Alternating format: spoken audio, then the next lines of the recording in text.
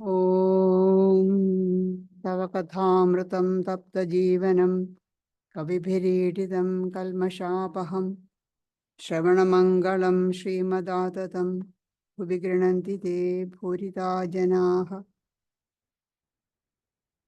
O Lord, your words, like sweet nectar, refresh the afflicted. Your words, which poets have sung in verses, vanquish the sins of the worldly. Blessed are they who hear of you, and blessed indeed are they who speak of you. How great is their reward. We are continuing chapter 36. Today, last time also we did that. February, the recordings on February 25th, 1885. Sri Ramakrishna is sitting in the house of Girish Chandra Ghosh in Bospara Lane, and he is going to see a play in the Star Theatre. Before that, he has come to Girish's house. So they are all sitting in front of Sri Ramakrishna, and Girish is asking, what is the way for us, people like us? What is the way for people like us? Master, Bhakti is the only essential thing. Bhakti has different aspects, the sattvic, the rajasic, and the tamasic. One who has sattvic Bhakti is very modest and humble. But a man with tamasic Bhakti is like a highwayman in his attitude towards God. He says, "Oh God, I am chanting your name. How can I be a sinner? Oh God, you are my own mother. You must reveal yourself to me." Now, Sri Ramakrishna says again and again many times that for the present age, the bhakti, the path of bhakti as propagated or spread by Narada is the best path in this present age, Kali Yuga. As long as we are conscious of the body, of the sense objects, of the world around us, we cannot say, I am that supreme reality. We cannot deny the existence of the body. We cannot say, I'm not the body. Anything happens to the body, I immediately feel it. So how can I say, I am not the body, I am that supreme Brahman, or I am the Atman? You cannot say that. We may say it, but it's only our actions are different. That we are completely different. Our words and actions don't go together equally. Many people have this idea that God can be realized only through the path of knowledge, or path of knowledge is the best one. Bhakti, all this all sentimentalism, singing, or some worship, going to the temples. I don't believe in all those things. I follow the path of knowledge. I'm very rational. I'm rational. I'm intellectual. I don't believe in. I don't like this bhakti. But bhakti is all for people who are very emotional. No, I don't go that. But God can be realized through bhakti. The Gita, Sri Ramakrishna says again and again that God can be realized through bhakti. And that bhakti is not just emotional upheaval. No, it is intense love for God. How does the jnani realize God? The jnani, the one who follows the path of knowledge, goes on reasoning, oh, this is not Brahman, this is not Atman, I'm not this, I'm not this, I'm not the body, I'm not the senses, I'm not the 24 cosmic principles, everything, I'm not this, I'm not this, I'm not this, negate, and then come to the substratum. Substratum is the Brahman. And the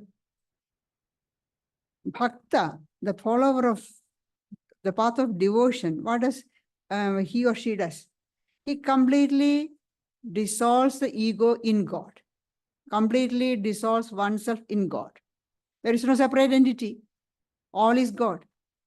So there is no difference in the when they actually when they reach the ultimate goal, the summit, they are same. Whether you say not this, I am that, and the devotee says, for that devotee there is no I, because I is completely dissolved in God. Only God is there. In the example we see in the Bhagavatam, in the path of devotion, the utmost or the acme of devotion, love for God, the example is given is the gopis of Vrindavan. In the Bhagavatam we have. And they had such love for Krishna that they forgot their own separate existence. They saw nothing but Krishna. Everywhere, wherever they looked, they saw only Krishna. The other women, they saw only Krishna, not as other ladies, other gopis. They saw only Krishna. Everywhere, everything they saw as Krishna. That is that any different from the experience of the knower of Brahman, seeing everything as Brahman? The same. We call a different name. One you call Brahman, one you call Krishna, God. But the goal is the same. But that is not the ordinary love, bhakti. Ordinarily, by bhakti, we understand we have to follow certain rules. We have to do this much of worship, this much of meditation, this much of repetition of the name of God, this prayer. All these rules are there. But that is in the beginning. Rules are necessary. Disciplines are necessary in the beginning for the beginners. We are all beginners. So we need all those disciplines. It is like, as Sri Ramakrishna says, a small sapling. When you plant, you put a hedge, a fence around it. Otherwise, the cattle may eat it. We know in Robertson, we put a fence because the wallabies and the kangaroos will come and eat it. So the same, we are saplings. We need all these disciplines to protect us. But once you go forward, we advance in the path, then we don't need these particular rules and regulations. That rules, when we follow these rules of particular disciplines, we call it the preparatory bhakti, preparatory stage. They call, in Sanskrit, they call it Vaidhi Bhakti. Then once you go forward, advance in the path, then you don't need, once the sapling grows big, you don't need a fence. We don't need a hedge around it because nothing can harm it. So then comes the second stage, supreme love. It's called ragatmika. There, ecstasy of love. The devotee does not know anything but God. So there is no need for disciplines. Disciplines are there only to make the body and mind pure.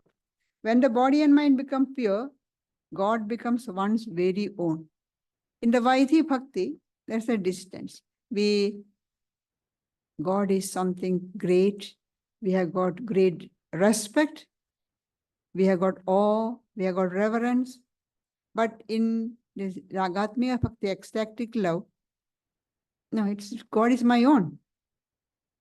As we say, we can use any of those human relation. God is my father, my mother, my friend, my child. We don't have reverence and awe when you have close relation.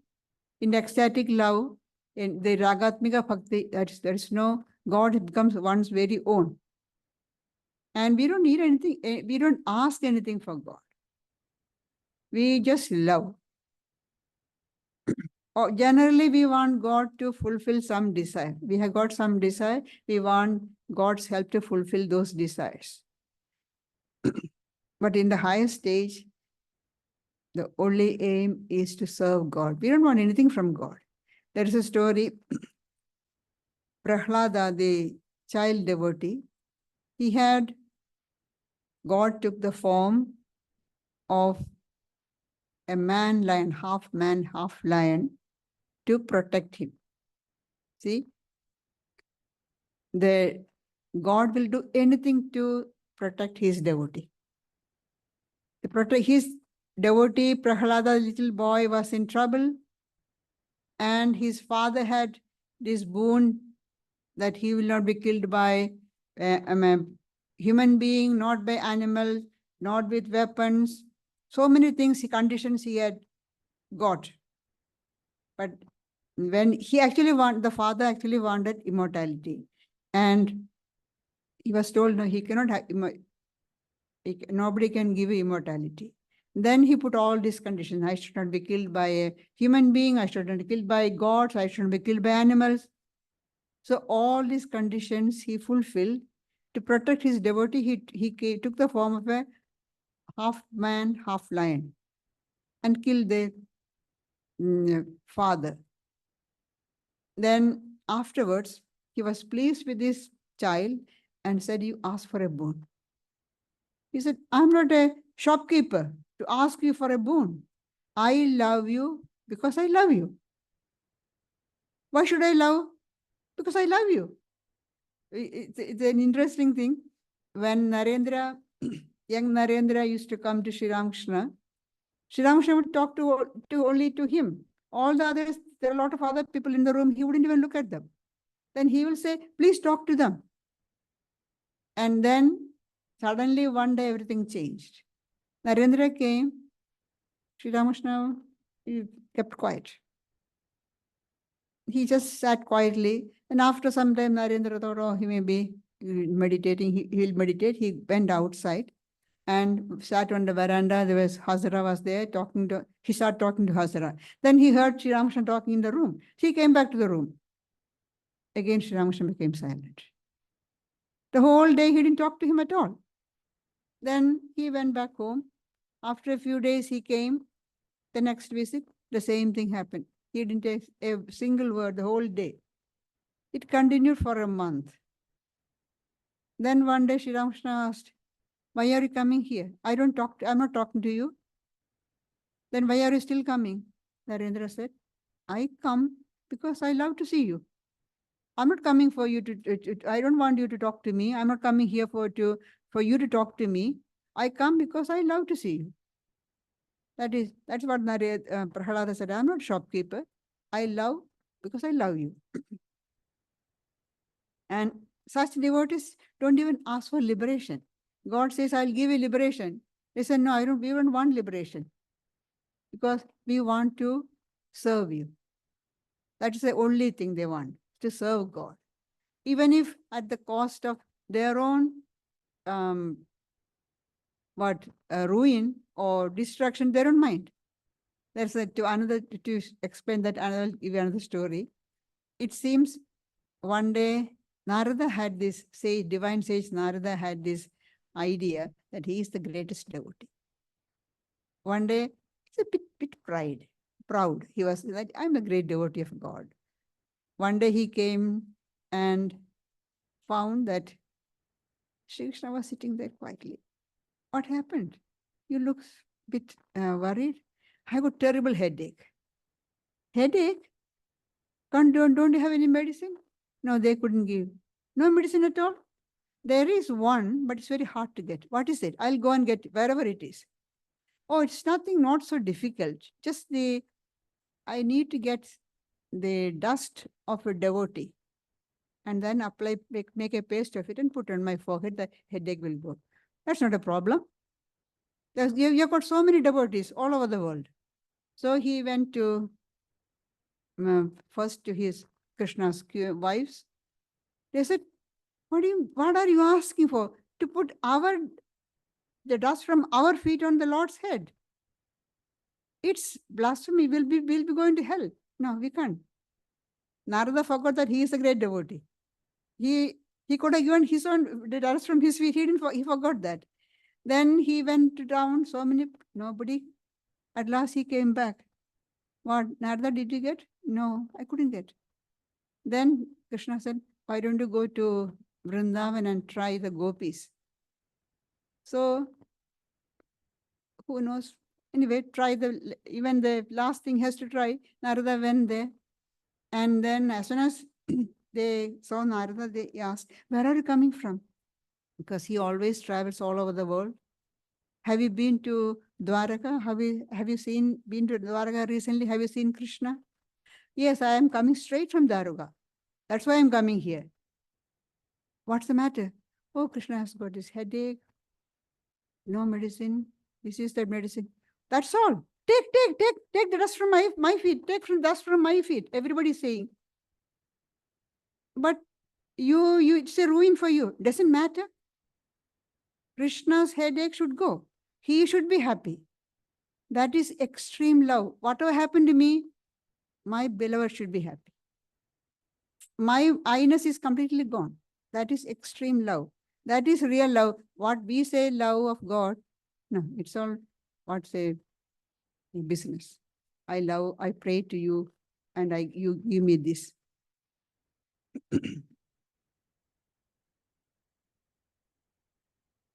Now, that is bhakti. And now Sri Ramakrishna says, bhakti has different aspects. The sattvic, the rajasic, and the tamasic. Sattvic bhakti, supreme, pure devotion. And he says, one who has sattvic bhakti is very modest and humble. The person who a sattvic devotee is very modest and humble, doesn't show off at all. And then the person may be living in a small house, just minimum necessity, happy, contented with whatever is enough to survive. And his worship as content with whatever happens, whatever comes by chance, as Sri Krishna says in the 12th chapter, when he says about the real devotee, he says, Sandushto ena kenachit. Happy, contented with whatever comes by chance. That's the sattvic devotee. And there is no show of, when he worships God, his worship is worship of the devoted heart. Not much show. Maybe he is offering some simple things, maybe just few flowers and fruit, but with greatest love. That was again in the gospel we can see Sri Krishna say, sorry, in the Gita we can see Krishna saying, if you offer me a leaf, flower, or even water with devotion, I accept that. The devotion is the most important thing. You know the story of Shabari in the Ramayana? Shabari, the huntress. She was of the hunter clan. And when her guru, the sage, said, live here and Lord taken as a human in form of Rama will come here. Then after welcoming him, after seeing him, you can give the body. So Shabari was waiting for Rama to come. When every day she will collect fruits and flowers to welcome him. Who knows when he is going to come?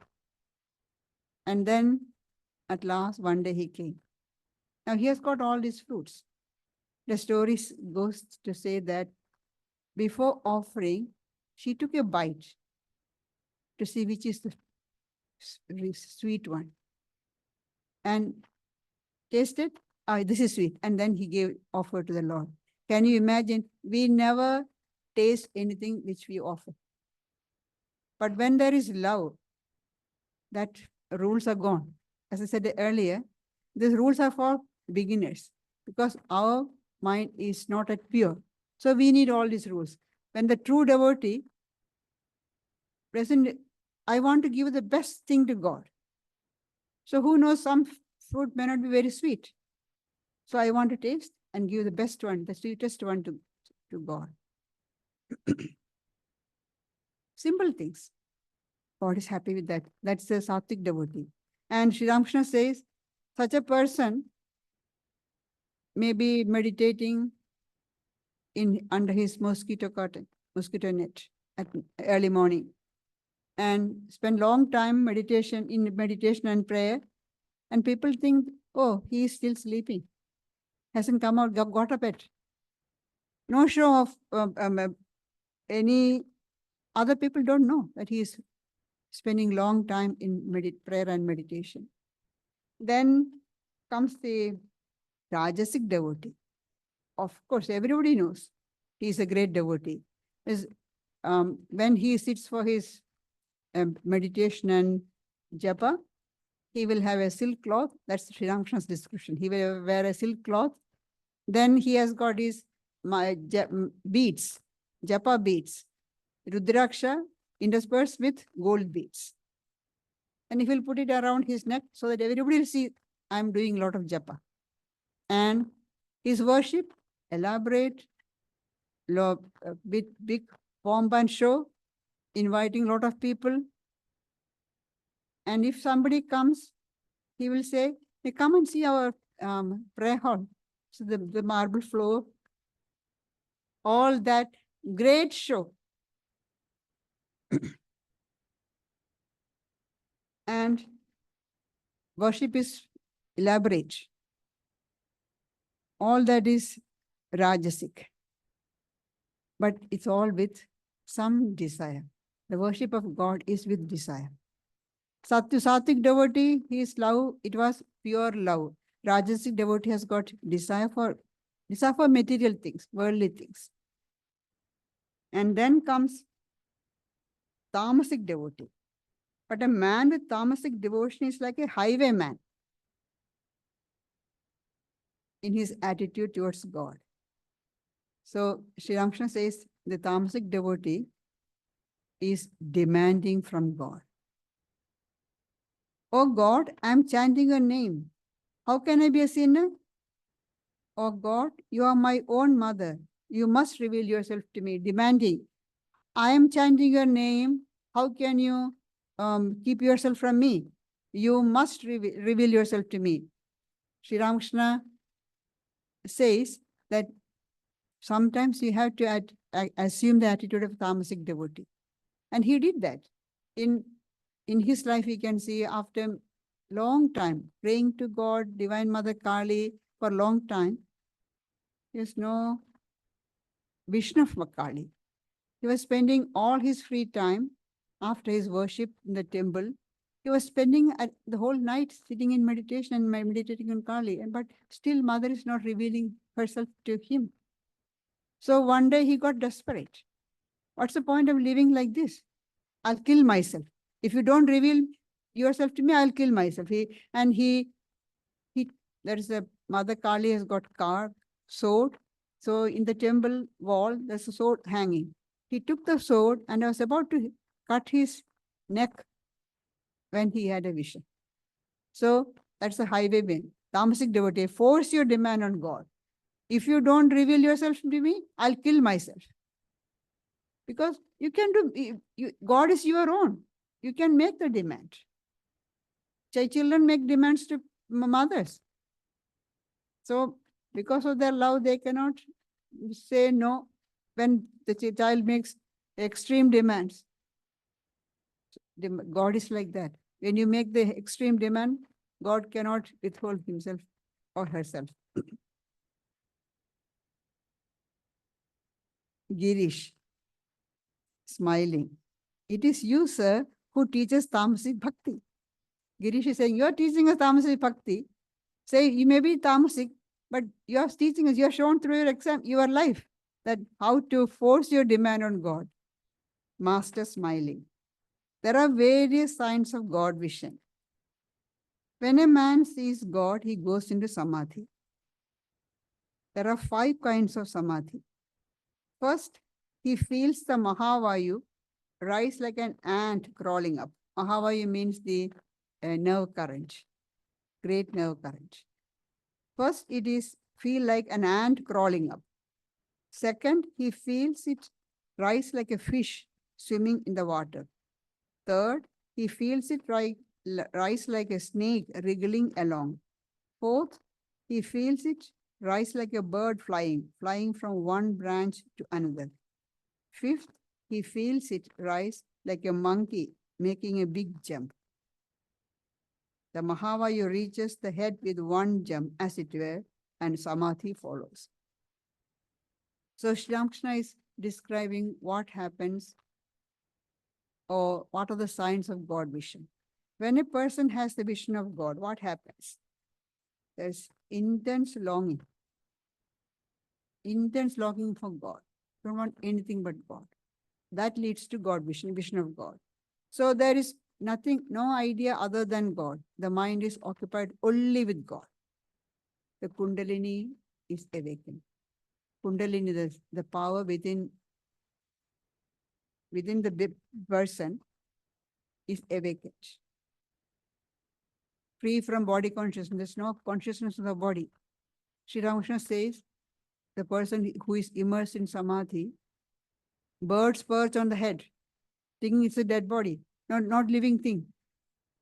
And or snakes wriggle, because in the forest, all these things, snakes are there. They wriggle on the body. They don't realize this is a living body. They think it's an inert thing. So they wriggle. They don't bite because they don't realize, they don't feel any threatened. They don't feel threatened. See, the snakes bite because they feel threatened. They don't feel threatened. This person is immersed in Samadhi after a vision of God.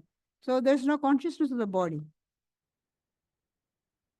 And Mahavayu, this great nerve current, rises along the spinal column. The yoga scriptures say that Kundalini is a highly concentrated and subtle form of energy that is in all of us. We all have got. But in ordinary people, it is sleeping. It is inert. It is unmanifested. Asleep in ordinary people. Through great yearning, love of God, vision of God, it's awakened, then it rises up in the spinal column.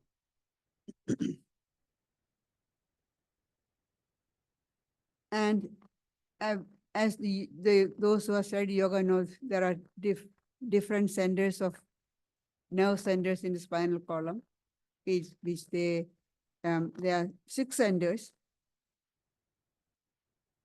But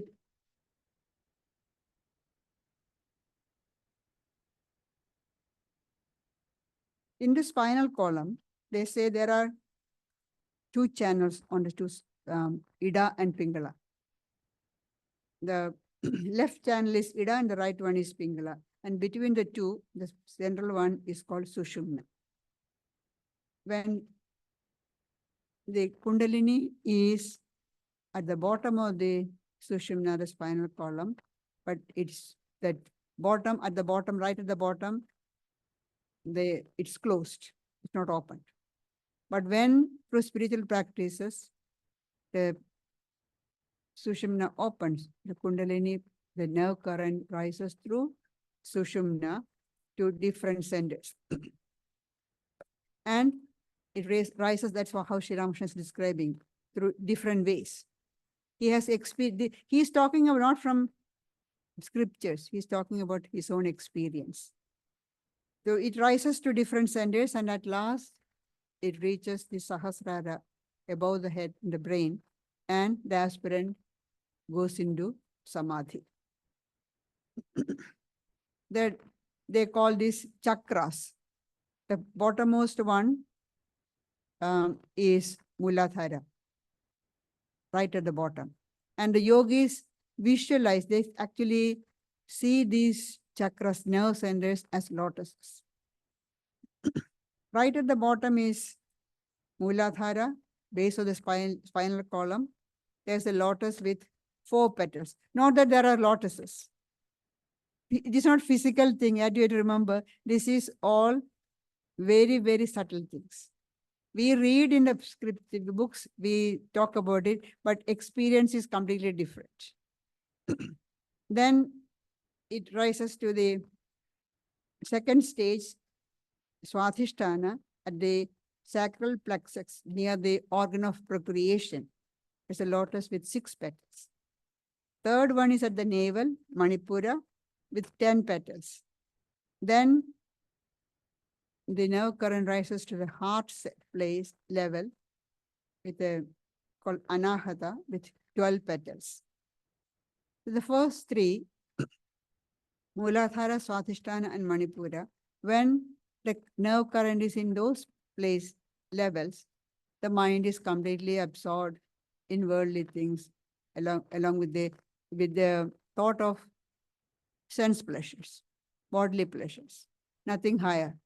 But when the mind rises to the heart level, the Anahata chakra, then the person has interest in spiritual things, think about God, higher things, and able to meditate on God.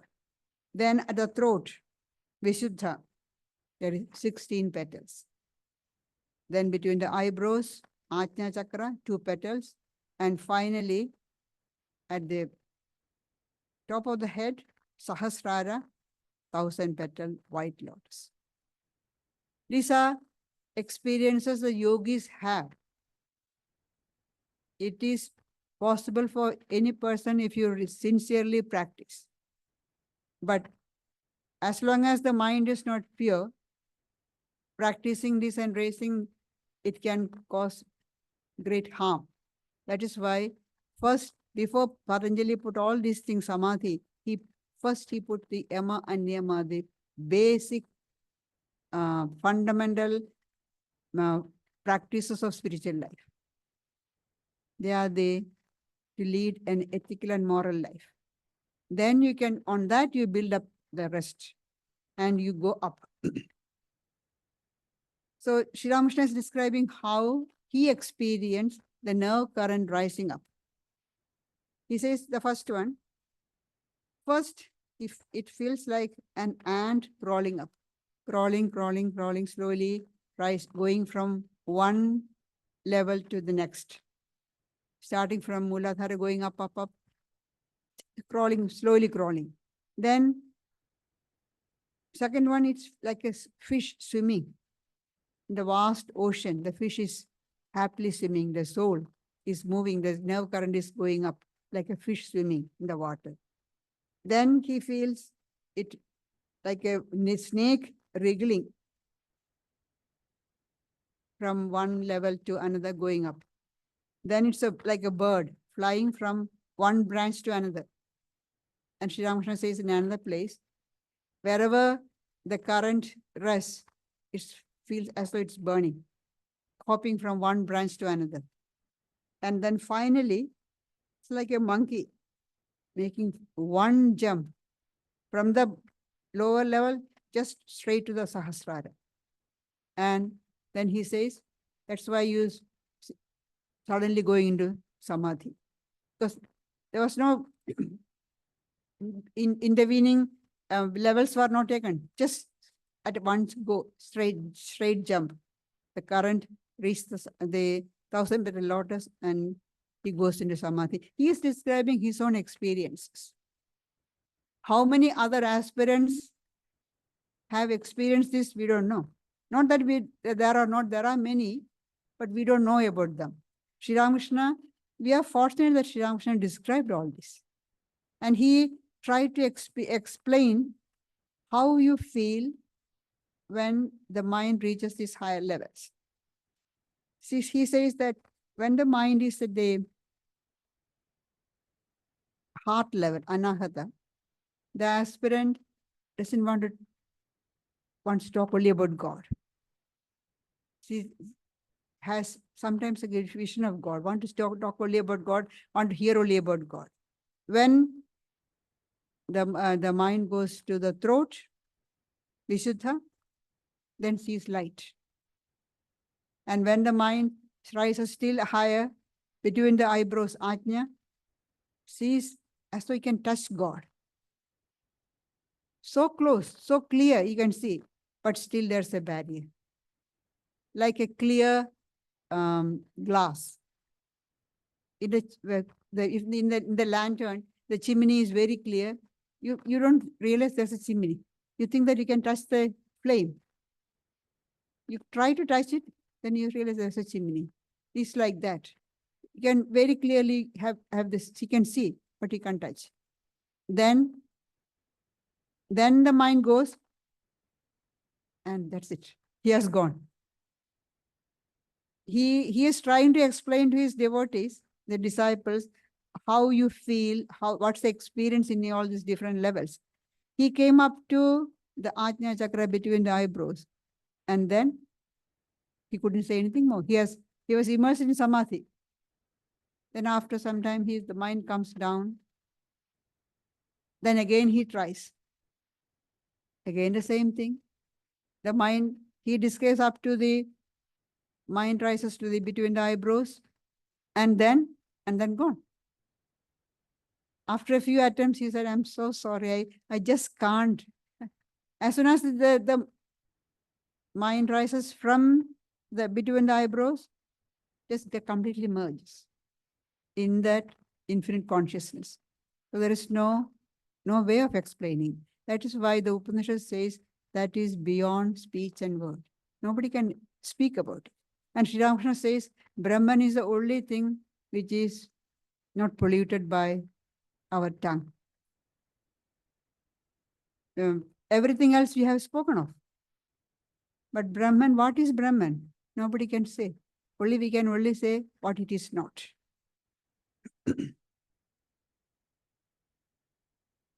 Master to M. Do you understand this?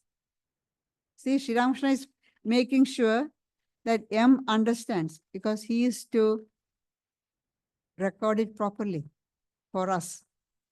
As we heard Nityatma Prana saying, he's earmarked for recording all these words.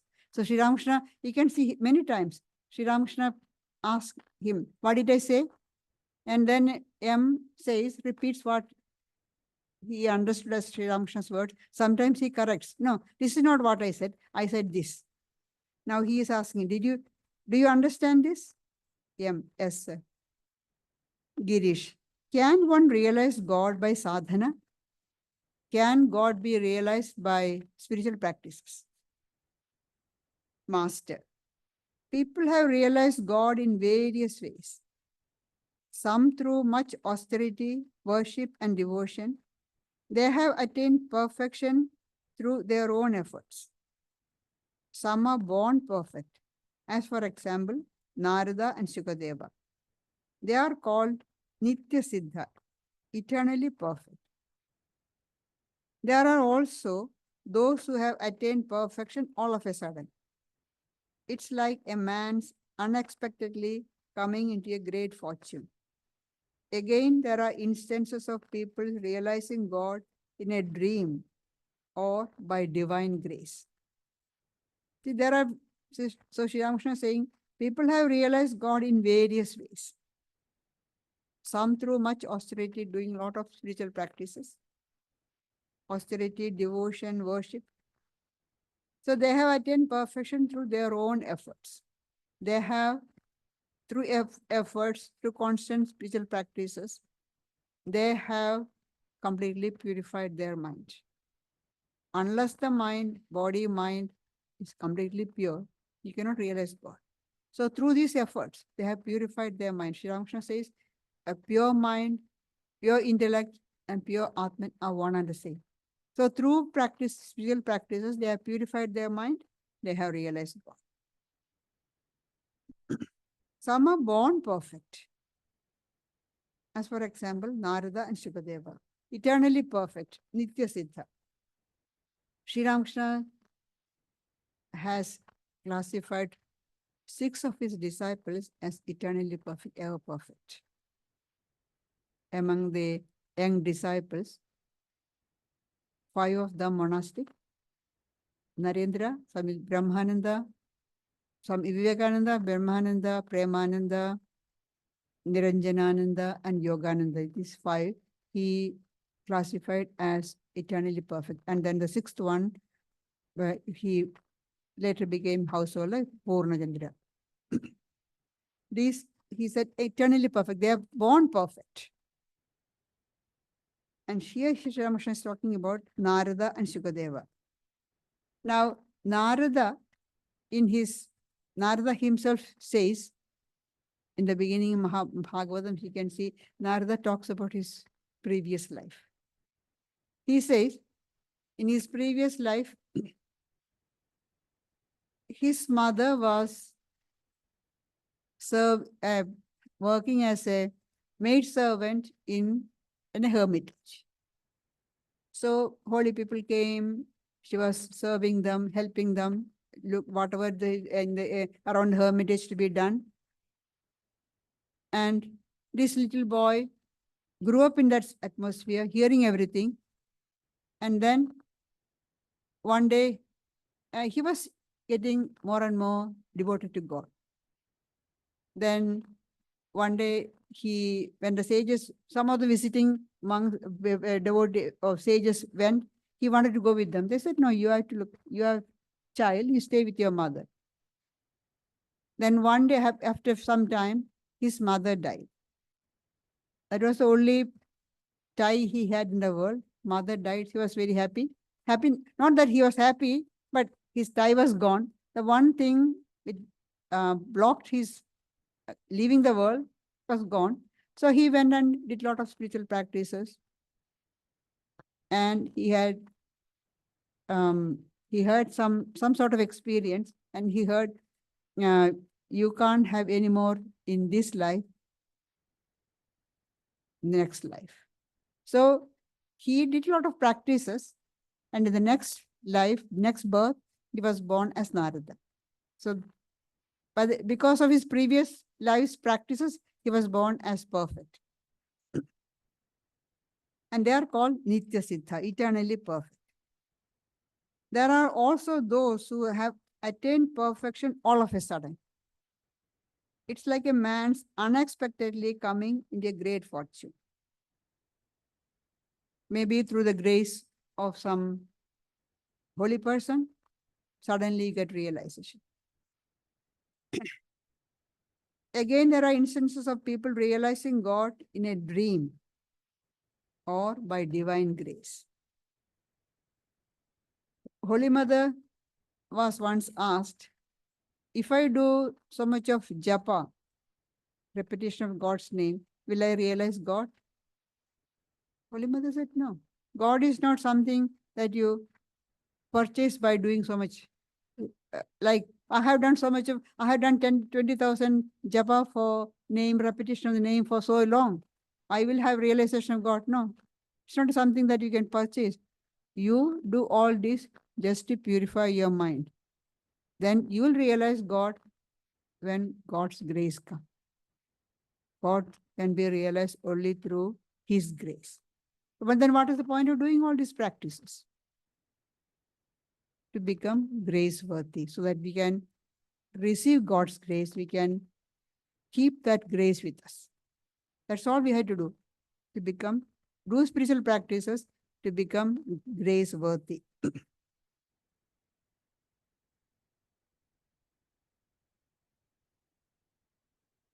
Sri Ramakrishna was talking to Atul, that's Girish's brother, who was seated in front of him. Atul was Girish's brother and a lawyer at the High Court of Calcutta. A Brahmin neighbor was also seated near him. Master to Atul, all I want to tell you is this: follow both. Perform your duties in the world and also cultivate love of God. That is what Sri Ramakrishna's advice to people in the world. They have got their duties to perform. So, follow both. Perform your duties in the world and also cultivate love of God. Don't forget God. Holding on to God, he says, hold on God with one hand and do all your duties with the other. When your duties are finished, then hold on God with both hands. Till then, you have got your duty. You have got duties to your family, your society, your friends. So many duties we have in different. We do all the duties. Don't say sitting quietly saying that I am doing all spiritual practices. I won't do all this duty. I will. No, that is avoiding, running away. No.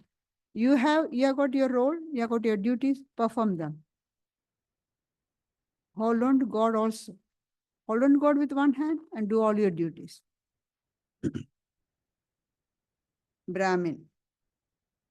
Can anyone but a Brahmin achieve perfection? See, this is the idea the high caste people had. Oh, they wanted to have the privilege. They wanted to keep everything to themselves. The elite, Brahmins and the Kshatriyas, the high caste, they are called the twice born because they are initiated into a spiritual life through the Gayatri mantra, which was open to everybody early in former times, during the Vedic time, but then degenerated. So he's asking, can anyone but a Brahmin achieve perfection? Master, why should you ask that? It is said that in the Kali Yuga, the Shudras achieve love of God. Shudras, the lowest caste in the caste hierarchy. There are instances of Shabari, Ruhidas, and the untouchable Guhaga and others. Anybody can achieve love of God. That is the difference between the path of knowledge and path of bhakti. In the early days, not now, when knowledge was, the Vedic study was confined only to the Brahmins and Kshatriyas, not for others. But bhakti was open for everyone. Devotion was open to all, irrespective of caste, race, gender. No, there was no bar. The love of God was open to all. And Sri Krishna in the Gita says, even a confined, the worst sinner, if he or she decides, I'll turn to God, you should consider the person good because he has turned a new page, turned to love of God, turn towards God. So even those who have committed great sins, they are also not barred from from loving God. Bhakti. Bhakti is for all.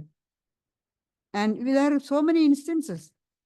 The best instance we can see is Girish himself here, where Sri Ramakrishna is sitting. Girish himself says, there is no sin that I haven't committed. Drinking and all sorts of vices, whatever can be imagined, he has done everything. But he had one good point to his credit. He was extremely truthful and he had great faith. That two things saved him. So if you have love of God, then that's enough. Anybody can attain God through love of God. But it should not be shopkeeping. That's all. That's all you have to remember. You love God for the sake of God. We'll continue next time.